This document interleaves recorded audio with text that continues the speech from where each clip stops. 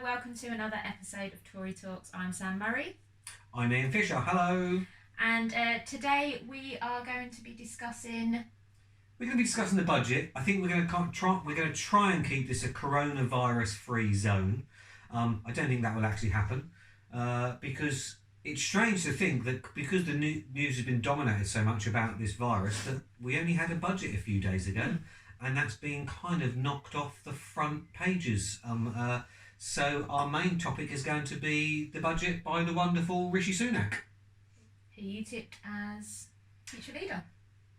I saw him last year I think it was in May time at the local government conference, and he stood in for the housing minister at the time, last minute, and he was by far and away, head and shoulders above everybody else, the best public speaker I heard that week. It was a 4-day conference. I then tipped him to people to be a future leader of our party, and most people were, who's he? And I must admit, even I didn't think he was going to rise to the top so quickly, because obviously I didn't think he'd make Chancellor. But I think there's a few people now seeing his potential, and certainly I think he's got a long way to go.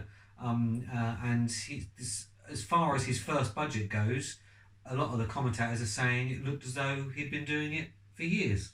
He looked really, really comfortable. So I know you've been banging on about him for a while, and I'm pretty sure he was at the Conservative Progress conference last year. So he was, yes. Yeah, so I was quite impressed with him anyway. But the Conservative Progress grassroots, I thought, well, maybe he just looks impressive because the subject is grassroots campaigning. But yeah, I thought first budget, you didn't even think it was his first budget actually. Like the way he was talking, such confidence in what he was saying. And then Jeremy Corbyn afterwards, he just looked an absolute state, and he made Rishi Sunak look even better, I thought. But what do you think about the content? Okay, so now it was the budget that we needed to have. So it was the budget that kind of like hammered home the things that were in the manifesto, the Conservative Party manifesto. Correct. You know, I'm a Conservative to the core.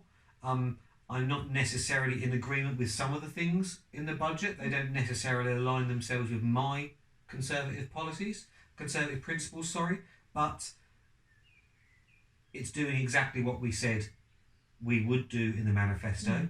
And the one thing I think I'd like to get across, I think Conservatives, I believe we are one of, if not the oldest political party in the world. We're the most successful political party in the world. And one of the reasons for that is that we are constantly evolving. And I see Boris's tenure as the same, as an extension of that. The reason the Conservative Party has been successful for so many decades is the fact that we can find a new way of being relevant to the time, and that's exactly what this budget brought. Certainly, there's a lot of spending in there. Yeah, there's a lot of spending. There's a lot of spending, which is strange considering we've spent the last 10 years convincing everybody that we need to pare down the debt. Yeah. But I think the important thing is to note that the spending is only happening when we've brought the day-to-day current account spending down to its lowest level that it's been for many a year. Okay. So I think that although it goes against the principles of austerity and running a balanced budget, it does go more in line with the vision that Boris Johnson had for the future of our country. Yeah, I agree. And also, the thing, a lot of criticisms from some Conservatives are that this isn't a Conservative budget. Like you said, it's been developed because, a lot of these things were in our manifesto, so it's what the people have voted for. But there are a lot of tax cuts, and we are the party of low taxes. So, they've abolished the reading tax, tampon tax, that's going, fuel duty has been frozen. What else? Got alcohol duty, that's frozen now. I suppose the biggest headline, I slightly disagree, in as much as there were a lot of small tax announcements, in my opinion, a lot of small tax announcements that won't actually add up to much. They were more done. So the scrapping of the rise in fuel duty, for example, that brings in a minute amount of money if you were to raise it, but it's a headline grabber. I suppose the biggest change to the tax system was the raise in the allowance for national insurance. Yeah. So the threshold for paying national insurance has gone up, which will it will probably take an extra 50, 60, 70,000 people out of that tax altogether. It's the first time that tax threshold has risen for a while. It is something that we promised to do. I think we promised to do that before the election, actually, that we were going to raise. 2017 manifesto. Okay, so that we were going to raise the national insurance threshold. But the one thing to remember is that to pay for all of this spending, it's very difficult to lower the main headline rate of tax at the same time as doing that. Now, personally speaking, being an old-fashioned conservative at heart, I would like to see a cut in income tax. I'm quite well aware that a cut in income tax might not be the best thing at the moment. Certainly wouldn't be good politically, but it's a conservative principle. You put more money into people's pockets, they spend that money in the economy does better. Freedom of choice, personal responsibility. But I'm glad to see that he is still sticking with some of the principles I agree with, like I say, by raising the threshold for paying national insurance.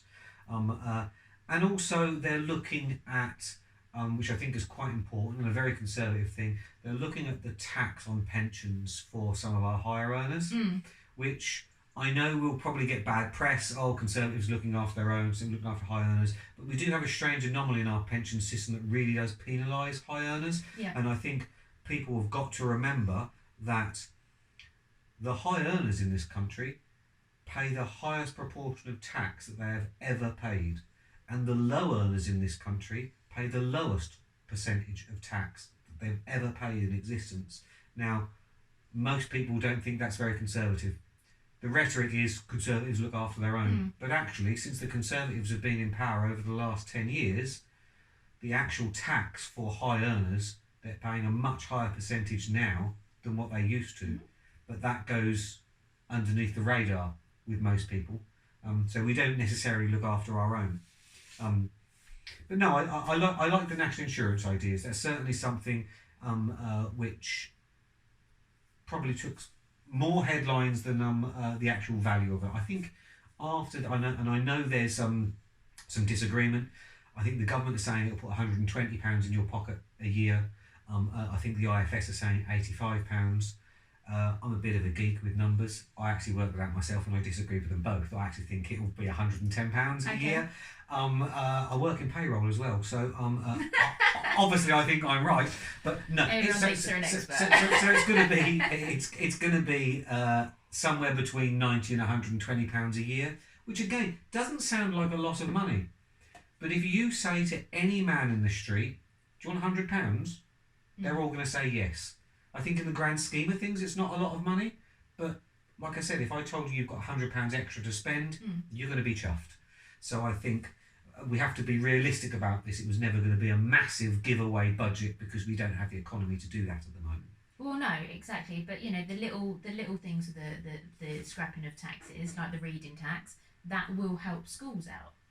It will have an impact on schools. It might be a small amount, but for education wise. Every penny counts. So it's not just you want to go and buy a book. It can impact on schooling, and I that's a particular area where I'm interested in. So I was glad to see the reading tax abolished, and that also covered ebooks as well. Yes, so you made a point of saying that. I think with these things, quite often the tax cut itself is more of a headline grabber, or more of a this is the way we're going. So the scrapping of the tampon tax at the end of this year, that's a fine example. I'll be honest with you, I don't think that makes much difference to anybody's lives. I think I read some figures somewhere, and correct me if I'm wrong, I think for the average woman it will put £60 in their pockets over the course of their lifetime. Yeah, they say 40 which is a tiny amount of money over the course of a lifetime. But I think what it signifies is more of a... what this signifies is we're getting our sovereignty back. This tax was introduced by the European Union. Yeah. We wanted to scrap this a few years ago, and the European Union stopped us. I think it's quite a significant announcement to make, because it's kind of like announcing we're not under the yoke of the European Union anymore. We can make our own way, and if that is deciding to scrap the tampon tax, as it were, then that's what we're going to do. So actually, it excites me more for that reason than it does for putting more money, for putting less than £1 a year into somebody's pockets. My personal opinion is that it's not really that necessary. I think we're going to disagree here, aren't we? Well, no, yeah. I mean, if you put in some monetary wise, then yeah, I guess you can completely obliterate my enthusiasm on that if you want to. Thanks. I think we hear the term period poverty quite a lot. Okay, and I think if we genuinely believe that there's period poverty there, then scrapping a 5% tax on something is going to do nothing to end period poverty. If you were in period poverty before, you're still going to be in period poverty after this tax has come off it, because the difference in price is minimal, and you have to ask yourself whether the retailer or the manufacturer is actually going to pass that 5% discount on and not just put their products up in price. What I'm saying is, if you're a believer of period poverty, then actually you should go further. Well, I think this is step one. However, you raise a good point, is because we couldn't change the VAT on this when we were in the EU, the government announced that the money that they were going to get from the tax of that was going to pay for free sanitary products in schools. So that's where the money was going to go. Now that this tax is gone, I've had quite a few people actually ask me, well, where is money going to come from this? Is this scheme completely going to be scrapped, or is it going to be paid for from somewhere else? So it'll be interesting to see what happens there, because there's no information that I've found so far on that. But I think this is step one to going even further, and there being more access to free sanitary products for those who are in extreme poverty and can't afford that. I know how you feel about that, but that's what I think this is step one. So personally, coming from a situation growing up where there wasn't that much extra money, and I did have to rely on the school to provide that for me, I think this would be a good thing. So I think that's step one. That's why I'm excited about that. What is your opinion on the high street and the support for businesses, small businesses, that kind of stuff in the budget? Yeah, I was actually more interested in the taxes, the way they're dealing with taxes with businesses rather than personal. So very much, I know usually when the budget's announced on the news, on the television, the first thing they announce is the beer duty and the fuel duty and the things that affect people personally, 27 pence and a packet of cigarettes. But they're actually the tiny things in the budget. Although they're the headline grabbers, they're the things that either generate very little or save people very little. It's actually some of the more geeky business announcements that often go underneath the radar that actually are the things which change things. Amazing news on business rates. So there's a whole new raft of small retailers that are being taken out of business rates altogether. Yeah, completely out, yeah. There's an extension of the business rate relief scheme, which will help the high street, will help the independent retailer, isn't going to do anything for the big nationals. And it is the big nationals that are struggling a lot at the moment with the competition with some of the online retailers. So it was very heartening to hear that they are going to be reviewing the whole business rates sector over. I think it's in the autumn. They're going to be looking at how some of the bigger companies pay business rates. Look at the system. It's a very antiquated Victorian way of taxing business that really does penalise for people for being in the town centre, which is actually where we want them to be. Yeah. So that was probably one of the best things, in my opinion, that came in this budget. It's something it's just a promise to look at something later on, but it could be the thing. We all know that high streets are suffering. We all know that it's an unlevel playing field with online retailers, and we all know that something has to be done. And this is announcing that something will be done. So certainly that's excellent. I liked another more business related thing. I believe we're putting a few billion, I think it's 5 billion, into increased broadband. Yes. Now, if you live in a town or a city, you probably don't realise just how difficult it is for some people. Living in quite a rural area, I mean, I'm part of a rural association, so I'm Central Suffolk and North Ipswich Conservative Association, the majority of which is very, very rural. So when I go to meetings quite a lot, we don't have any internet access at all. So if there is internet access in the building, quite often it's poor. There is no 4G network out in a lot of these places, and you don't realise just how difficult it is for some small business owners to actually even undertake their business. Now, bear in mind, I know we're a coronavirus-free zone, but if people are having to stay at home a lot more, and people are having to work from home a lot more, that only works if you're connected. And we've heard many politicians over the last 10, 15 years tell us that they're working hard to make sure that good broadband's everywhere in the country. Fun enough, I actually believe this government. I actually believe that they do think it's a big part of it.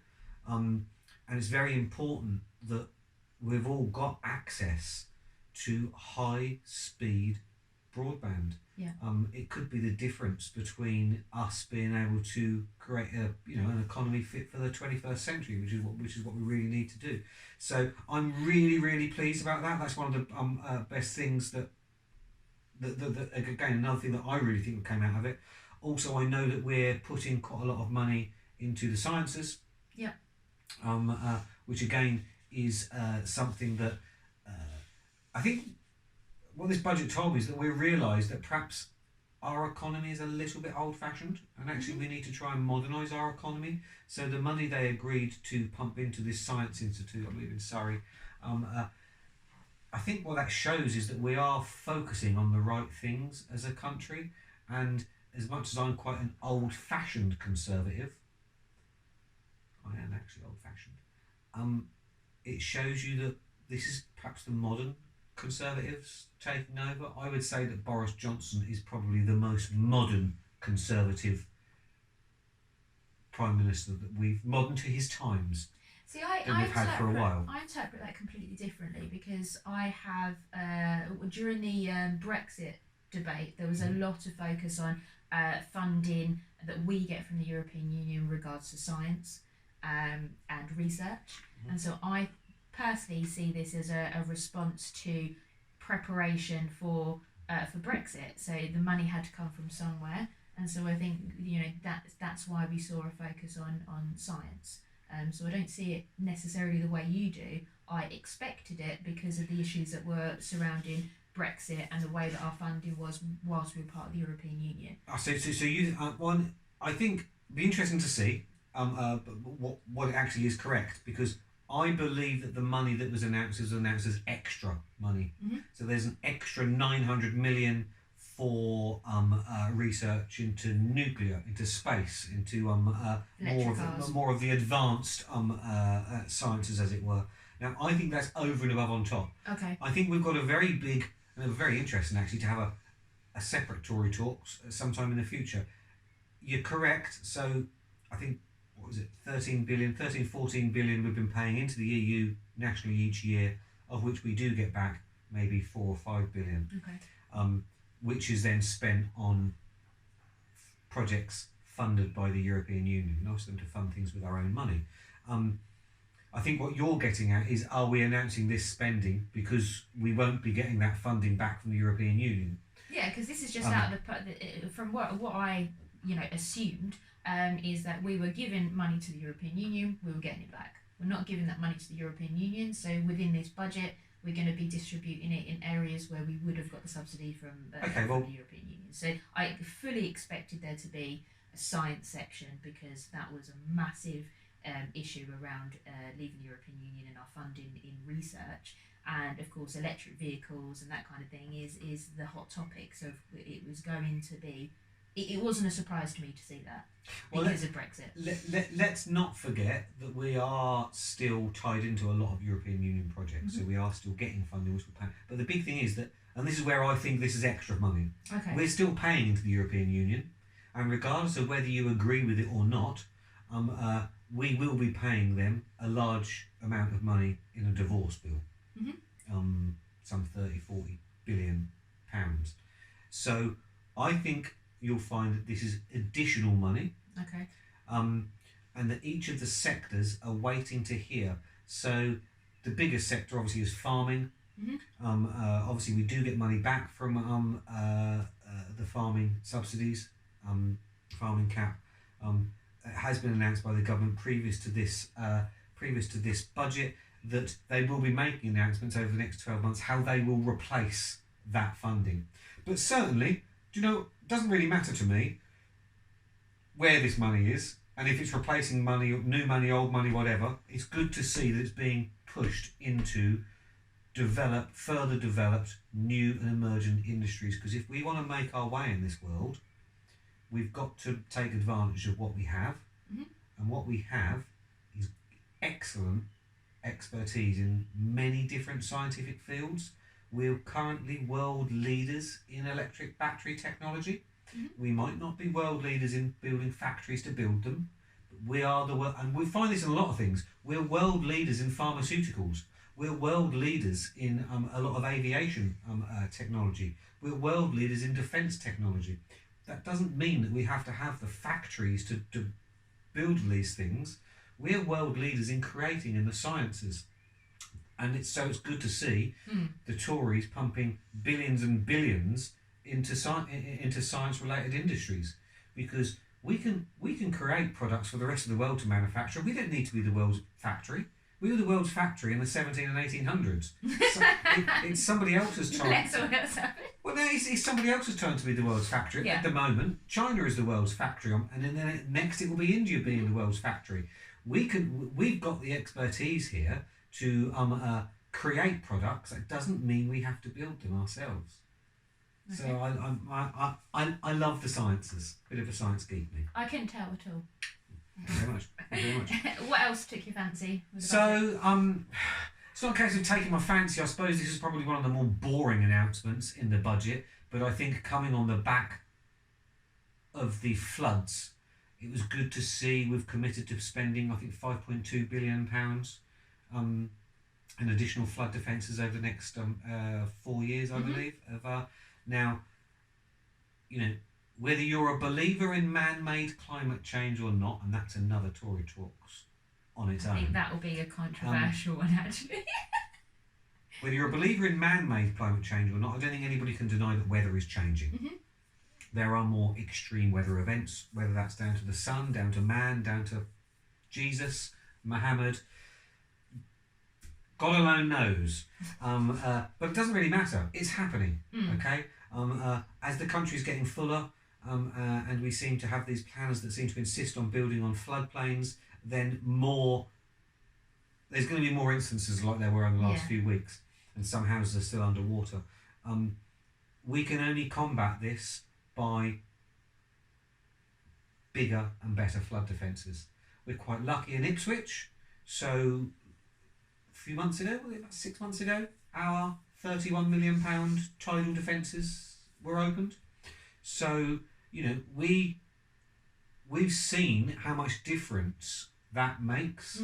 You know, let's face it, the redevelopment around the waterfront in Ipswich, which is now a beautiful area, would not have taken place unless that flood barrier was promised a few years ago. Now this redevelopment has taken place over 10 years. The flood barrier was promised 12 years ago.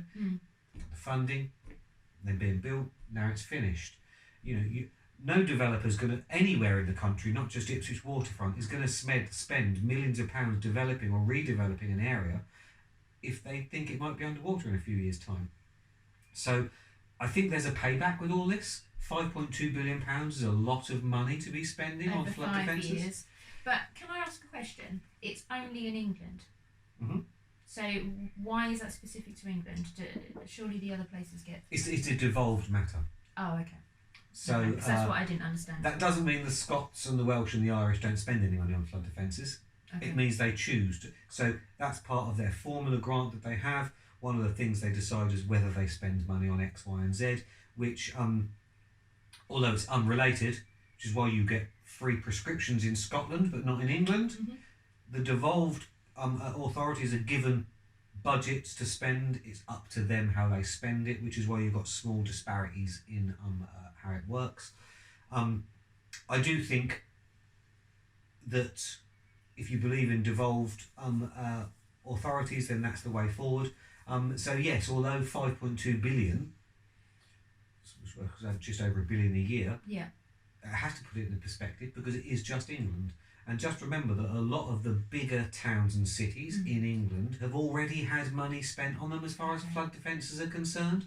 So I'd say that this money will be spent on more small scale interventions that will probably... So Ipswich's £31 million protects 140,000 houses and the town of Ipswich.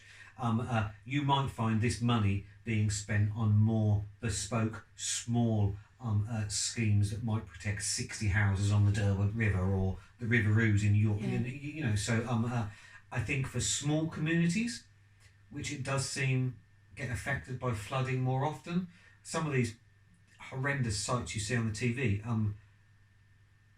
they're places that were flooded last year and 3 years ago. Yeah. Repeat offenders, but...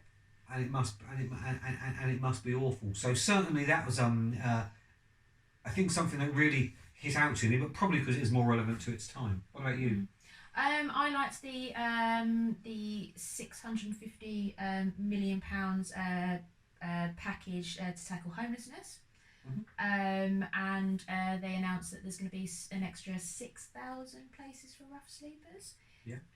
The numbers feel a little bit low to me. However, I think again this is a step in the right direction because I believe this is in addition to funding that we've had. When you say the numbers are low, do you mean the numbers of people they say they're helping a lot, or the actual amount of funding? Well, the amount of funding, because I always this is where I am a little bit of a socialist. I think I do believe that I use the S word, but I do believe that we judge our society on how we treat the most vulnerable. And we do have a rough sleeping issue in Ipswich, and so it's not like you can just say, oh, it's somewhere else. We see it day to day. We have had funding from government as well, but it's something that I feel that we should never have anyone on the streets. And I know sometimes there are people on the streets because they choose to be, but we should never have veterans on our streets. So it feels like a small amount, but I think it's going in the right direction. And I'm glad that it was actually mentioned because I find sometimes these things are a little bit hidden. So we do it, but we don't actually highlight the issue. So that was one of my things. I always look out for those things that actually will make an impact on what we see day to day and the most vulnerable. So I thought that was good. But yes, 650 million does seem a little bit low to me. Okay, so. Because let's not forget that that's extra. 650 yeah, well, that's what I said. Extra. So long as it's extra, then. So, and I know this from a position as I'm a councillor. Ipswich on its own received £1.1 million in central government funding last year to tackle homelessness. Okay. That's on top of what they already received. Okay. When you say you think Ipswich has got a problem, homelessness is such a complicated issue to deal with. So at the last count, they do a count twice a year in Ipswich, and there is physically a count as people go round and count the people who are sleeping rough on any one given night. Mm-hmm. It was 9. The number was 9 the last time it was counted in Ipswich, and that's down from 27 a couple of years ago. Okay, wow. Those numbers seem quite low, but they are numbers of people that are actually sleeping rough that don't have somewhere to go. That doesn't include, and this is where I think a lot of more of the money needs to be targeted towards, it doesn't include those who sofa surf, as it were. Mm-hmm. Those who are really genuinely homeless but are just not sleeping rough on the streets just through the pure charity of friends. I think it's been something the Conservatives have focus on for the last 2 or 3 years. Homelessness. It's, my opinion is, you could throw all the money in the world at homelessness and you would never cure it. You cannot cure homelessness, because out of that 9 that were rough sleeping in Ipswich, none of the 9 wanted any kind of intervention, or some of the 9 had the intervention and didn't want anything further. You have to remember that most interventions require something from the person that's receiving the help. Whether that's you're going to look at your drug issue, you're going to look at your drink issue. And some people don't want to address their issue, and so it then makes it quite difficult to help them. And we also have the strange anomaly in this country of an awful lot of people that deliberately make themselves appear to be homeless because they're begging. The best thing the Conservatives did in the last few years is to change the rules around homelessness and rough sleeping. It was before, if a person would present themselves to their local council, the councils only really had to deal with those that they considered to be most vulnerable, and that was usually young mothers. Okay. So you used to get, and that's why the majority of people you would consider to be rough sleepers and homeless around were always men. Because there was never any help for single men. Okay. And when you consider that when a marriage breaks up, when a couple breaks up, it's often the man that leaves the property. It's often the man that finds himself. If a man before last year, if a man presented himself to the council and said they are at risk of homelessness, the council didn't have any responsibility to do anything with them. Now councils have to actually put a plan in place. Okay. 56 days. So you can present yourself to the council and say, right, I'm going to be homeless 56 days. The council has to put a plan in place as to how they're going to tackle that. And that's now for everybody, not just for young females with children. Okay. So hopefully over the coming years, none of these policies are quick to enact. They all take some time. Okay, interesting. But it's definitely had a lot of effect, certainly on the homelessness in Ipswich, which is reduced by 2/3. Yeah. To be honest, our Labour Council won't tell you that, but it is reduced by 2/3 since the extra investment from the Conservatives. And that's straight from central government? Straight from central government, yeah, cool. Straight from central government. Another thing that I liked was the investment funding for specialist 16 to 19 maths schools. And there was £25,000 for every high school to invest in the arts specifically. In education, I find it very difficult that children are unallowed to express themselves, and it's very. Why are you grinning? But I get very frustrated with the education system. As you well know, I have a child who has additional needs. He learns in a very different way to a normal child as such, and so the way I taught him to read was through photography. And I can understand that schools can't necessarily do that, but I've noticed a decrease in the focus of the arts.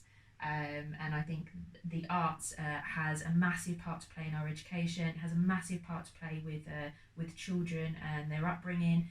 We encourage children, very young children, to express themselves, messy play, that kind of stuff. And as soon as they get to school, it's no creativity at all. I think if children have a creative outlook, I believe that as they become teenagers, they would have less mental health issues. I have a real passion for the arts when it comes to mental health with children and the way that they develop. And so I'm excited to see that the arts are being mentioned and there is special investment in the arts. I know it's only high school, but again, I'm hoping that this will be sort of the start of things to change within the education system. Also, £29 million for PE teaching, which I think is probably to help tackle obesity, I'm guessing. But I'm glad that those two things were being focused on in education. I mean, it's amazing, isn't it, that we're friends, really. Considering we have such differing opinions. I have no idea how we're friends. Certainly, I couldn't disagree with you more on the arts. Okay. That doesn't mean I don't believe they're important. Mm-hmm. But again, I think I've said it a number of times, I'm an old-fashioned conservative. Yeah. To me, education is academic subjects. When people are at school, it's academic subjects, and then some more academic subjects, please. That would be my way. Strangely enough, I don't believe I don't believe it should be down to the education sector to provide culture and leisure and arts. I think historically this country has always been a world leader in cultural and arts-based things, and I think it still is. Mm-hmm. And it always will be, because we've got an extremely strong voluntary and private sector that are involved in it. I don't believe it needs to be taught, I don't believe it should be in school. Again, Ipswich is a great example. It's the cultural centre probably for the whole of the eastern region. Mm-hmm. Dance, theatres, music, that kind of thing. And it's all provided, it's mostly provided by either private business, by funded organisations, community-based organisations, and it's massive in Ipswich, and there is enough capacity for everybody to do something if they want to, and it's kept out of the school. So I think we certainly disagree on the whole arts and education. Mm-hmm. Yes, PE, I'm guessing, is to tackle the obesity issue, but the problem I see is that it's not at school where we've necessarily got a problem. It's what children do when they're not at school, which, in my opinion, causes the obesity issue that we have now. When I used to get home from school, the first thing I used to do was then go straight back out again. Yeah. And play with my friends. Make dance. And I was, come home before it's dark type of thing. Now, that's not the case now. I want to get on that whole subject, but certainly there has to be a push. My personal opinion is that they should put more money into. I've always thought this, and I thought this could solve so many of our country's ills. I would love to. Do you know the thing that was missing from this budget that I would love to have seen? Some kind of classes. I don't think it scares me that you should even have to consider this. Classes in parenting skills. So, I don't think we should have to have them. Well, there are parenting classes. So when I was going through the diagnosis process with my son, I had to go on 3 separate parenting courses, because naturally when you go through the system the parent is blamed first. We're going off topic completely. They were how to talk to your child, how to play with your child, and how to feed your child. Can I just say, I don't mean parenting classes by some wishy-washy liberal left-wing group that is. I mean actual parenting classes that teach people to parent children, and not necessarily just to parent children, but also to teach people how to live within their finances. And we've hit on this. When you say it's going off topic, I don't necessarily think it is. We've hit on 2 things during the course of this. One is period poverty. Mm-hmm.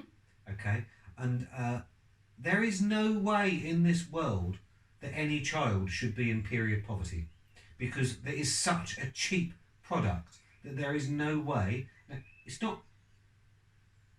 There is no parent that shouldn't be able to have enough money to provide their child with sanitary products. But the problem we've got is that parents make the wrong choices all the while.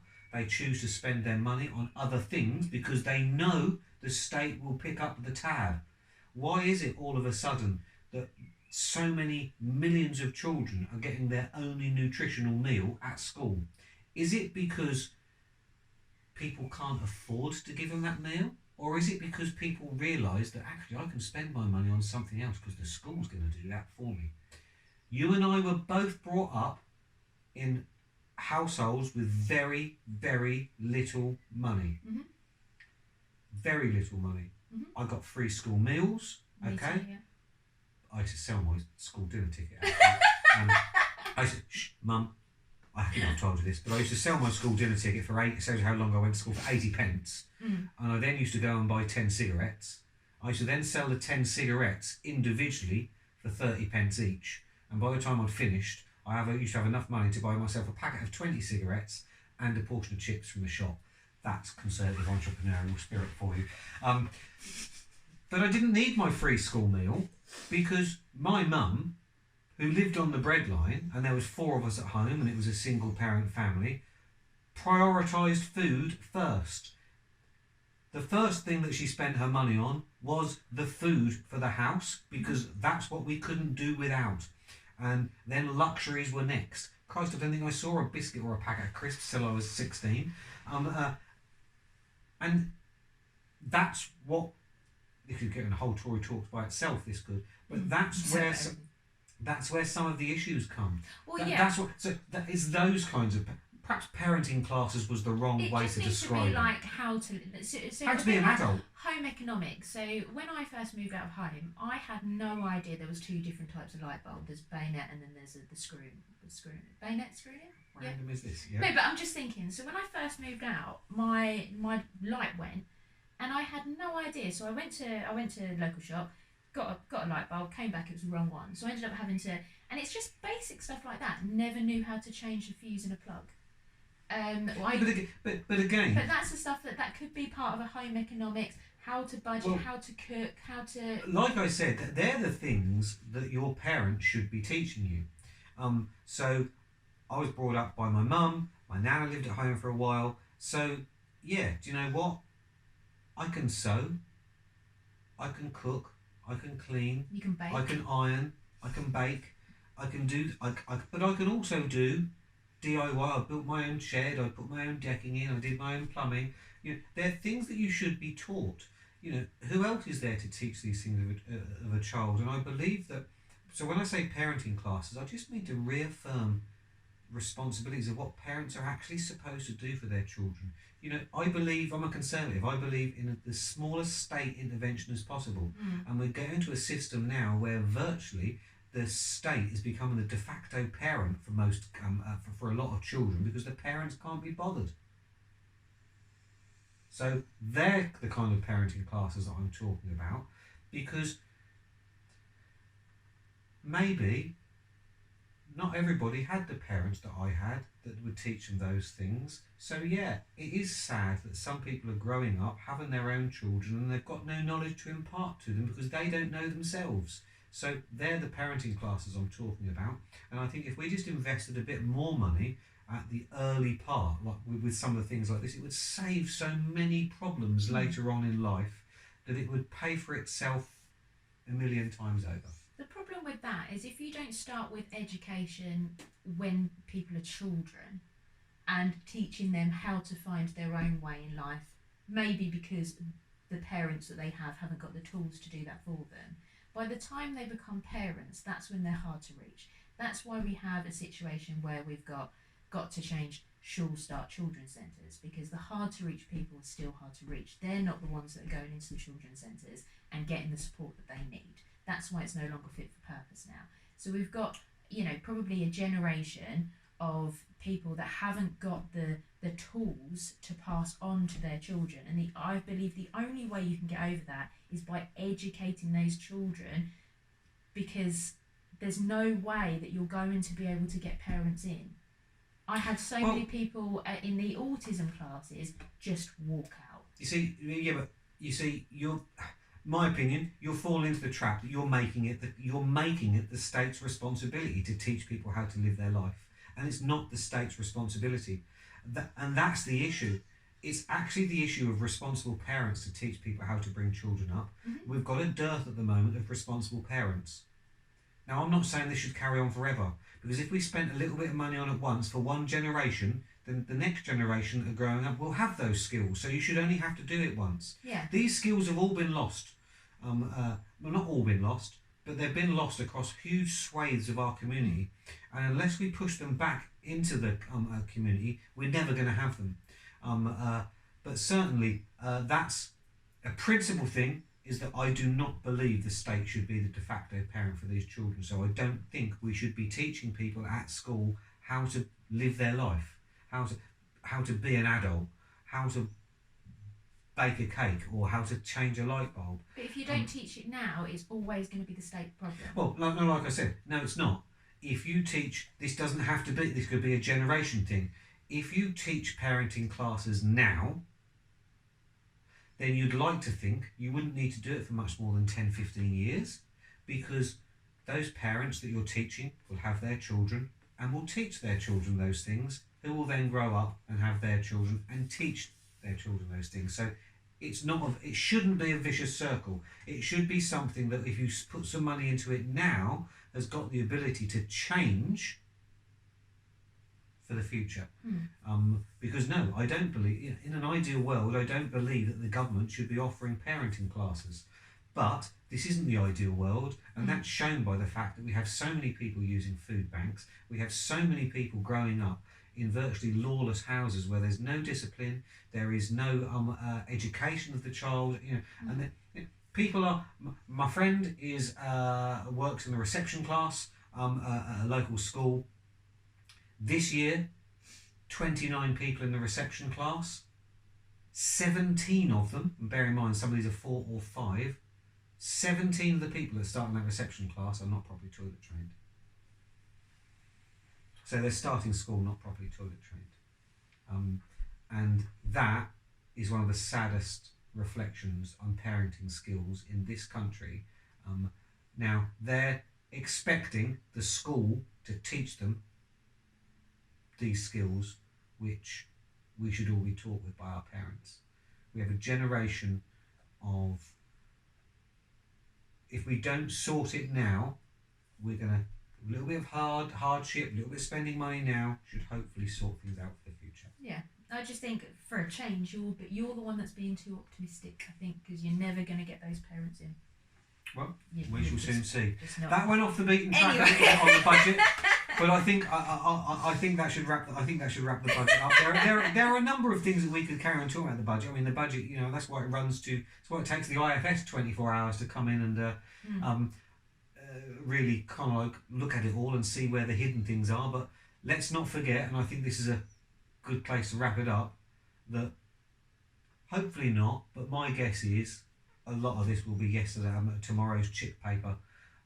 If this coronavirus has much of an effect on our economy, then the majority of the things that were announced in the budget are going to change anyway. Yeah, absolutely, because businesses just can't cope. If we shut down, and then talking about corona very quickly, I 100% back the government's opinion of keep calm for now, let's do this in the right stages, because if we shut down everything now, the economy is going to crash. And it's going to cause more deaths by that than is by doing it in the stages. So I just want that on record, that I trust the government when it comes to corona and the advice that they're giving us right now. Okay.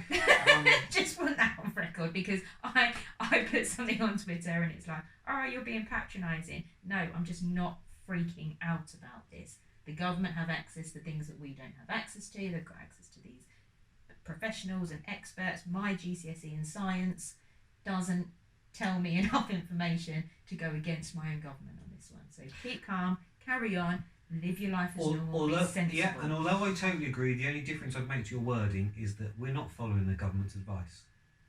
We're following the chief scientific advisor and the chief health officer for the country's advice, because I think it's really important that people know that this isn't Boris's plan. Boris has been quite open by saying he's following the science and the medical advice given.